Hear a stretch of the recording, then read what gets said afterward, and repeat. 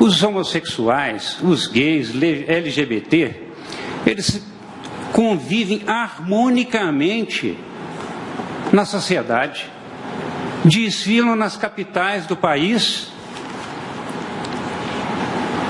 tocando bumbo, ofendendo a quem quer que seja, principalmente a Jesus Cristo, e nem por isso são atacados, como se disse aqui, arrancou o coração. Não tem nada disso.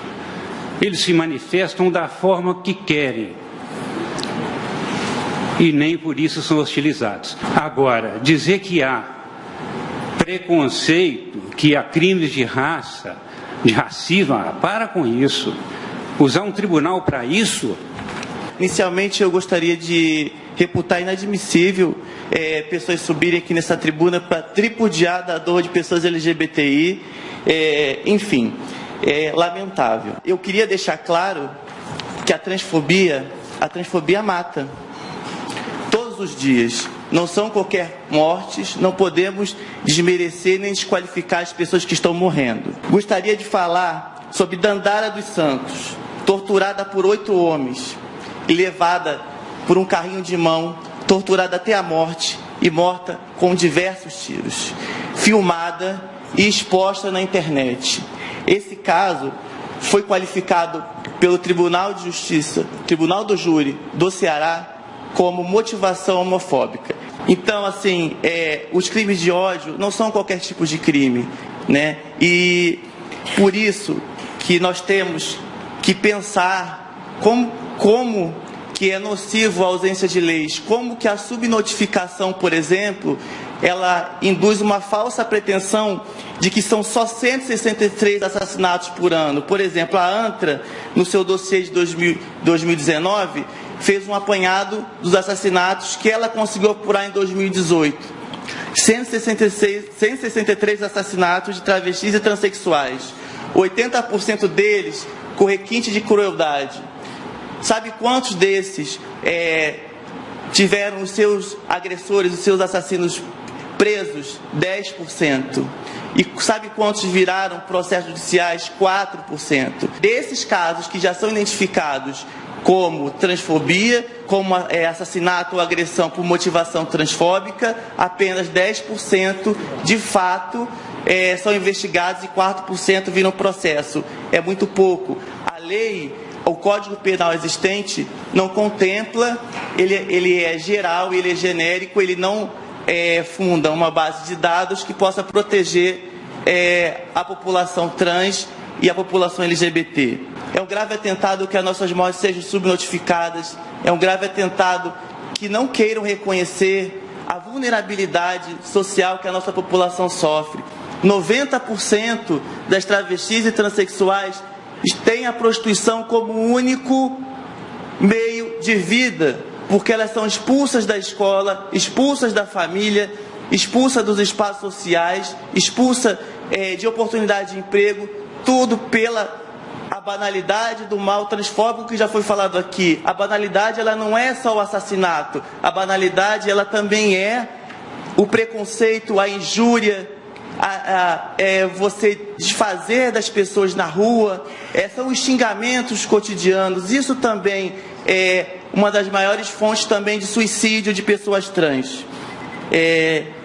Isto posto, entendo que não poderia essa Suprema Corte permitir que a injúria, o assassinato, a agressão de pessoas LGBTI continue sendo naturalizado e no limbo penal, sem qualquer tipificação, qualificação ou reconhecimento desses crimes específicos, ficando nítida e urgente a necessidade de legislação específica para tratar sobre o assunto. E, para finalizar mesmo, eu queria deixar uma mensagem: ser é existir, existir é ter direitos, e ter direitos é exigir respeito. Então, a ideia é: não queremos criminalizar a liberdade religiosa de ninguém, dentro ou fora das igrejas, mas não queremos que a igreja seja um âmbito de discursos de ódio. Na inicial, cito a decisão do Tribunal Europeu de Direitos Humanos, em que declarou constitucional, convencional a condenação, na defesa o acusado alegou liberdade religiosa. Mas para quê? Para um panfleto que vinculava a homossexualidade à pedofilia. com todas as vênias, isso é discurso de ódio, isso é injúria, não é liberdade de expressão. Anos atrás, um pai e um filho em um caso, e 2 irmãos gêmeos estavam abraçados, foram confundidos com um casal homoafetivo e foram agredidos. O pai perdeu metade da orelha e um dos irmãos gêmeos foi morto pelas agressões. Ano passado, 2018, uma mulher cisgênero, que tinha câncer, estava careca, foi confundida com uma pessoa transexual e foi ofendida. Olha o nível da ideologia de gênero heteronormativa e cisnormativa. Existe ideologia de gênero, sim, mas aquela que impõe a heterossexualidade e a cisgeneridade de maneira obrigatória e pune simbólica e fisicamente aquele que ousa viver sua vida de outra forma. Ninguém escolhe ser homo, hétero ou bissexual, travesti, trans. As pessoas se descobrem de uma forma ou de outra, mas ainda que fosse uma opção, seria uma opção muito digna e válida de ser vivida, um exercício de liberdade que não prejudica a ninguém. Isso precisa ser reiterado. E essa banalidade do mal homotransfóbico ganhou exemplos paradigmáticos no ano passado, durante o período eleitoral. Tivemos casos de um homossexual e um negro assassinados com todas as vênias por eleitores de Bolsonaro por questão política. Uma travesti foi assassinada sob o grito de Bolsonaro. E temos um nefasto grito que começou na torcida do Atlético Mineiro, mas se difundiu, eu tenho links, eu provo tudo que eu alego, dizendo, aspas, ô bicharada, toma cuidado, Bolsonaro vai matar viado, fecha aspas. Veja o inconsciente coletivo, veja o que os eleitores de Bolsonaro se sentem legitimados, e ao que me consta ele não fez um repúdio veemente.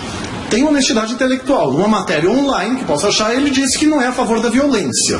Uma matéria online que muita gente não viu. Acho que precisaria de algo mais enfático. Não me levem a mão, não quero fazer discurso político contra o presidente eleito.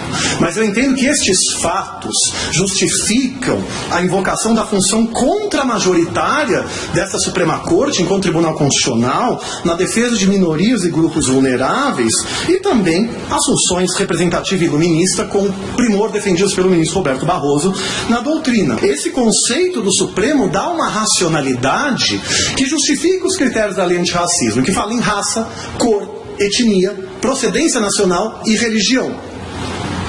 Ora, quem está querendo privilégios aqui? São religiosos fundamentalistas que não querem que a mesma criminalização que lhes protege, que é a opressão a religiosos, seja garantida à população LGBTI pela criminalização da LGBTI-fobia.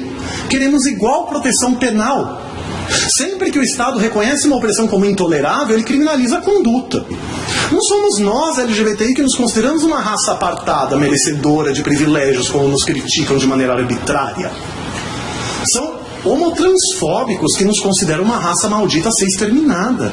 Coincidências históricas. Quando saiu essa decisão, eu peticionei na ADO 26 uma réplica à contestação do Senado, que o eminente ministro Celso explicou os fundamentos em seu relatório, citando uma entrevista de um neonazista com o rosto fechado em 2014 no SBT, dizendo que homossexuais são, aspas, raça do demônio, fecha aspas, em 2014.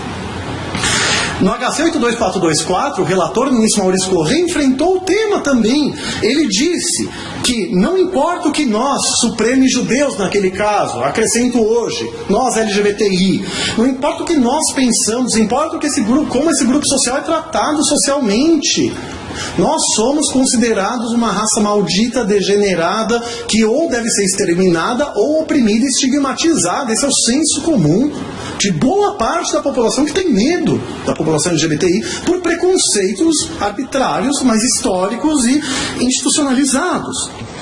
Ninguém deve ser diminuído nessa vida pelos afetos e por compartilhar os seus afetos com quem escolher. O amor homossexual é vítima de preconceito ao longo dos séculos, mas a história da civilização é a história da superação dos preconceitos. E a cada momento histórico as pessoas têm de escolher de que lado vão ficar da história. Se vão avançar o processo social e incluir todos, ou se vão parar o processo social e cultivar o preconceito. De modo que é possível decidir essa questão olhando para trás, onde se avistam milhões de judeus que foram massacrados em campos de concentração, milhões de negros que foram transportados à força em navios negreiros, mulheres que atravessaram os séculos oprimidas moral e fisicamente pelas sociedades patriarcais, deficientes que foram sacrificados, índios que foram dizimados. Em cada fase da vida, em cada fase da história, existe sempre uma racionalização para justificar o preconceito. Mas é possível também julgar esta matéria olhando para frente e não para trás, olhando para a criação de um mundo melhor, de uma sociedade mais justa, de um tempo de fraternidade, de um tempo de delicadeza, um tempo em que todo amor possa dizer o seu nome. É claro que o legislador pode disciplinar a matéria desde que não viole o direito fundamental, mas em nenhuma democracia do mundo o direito fundamental de negros, de mulheres, de homossexuais pode depender do processo político majoritário.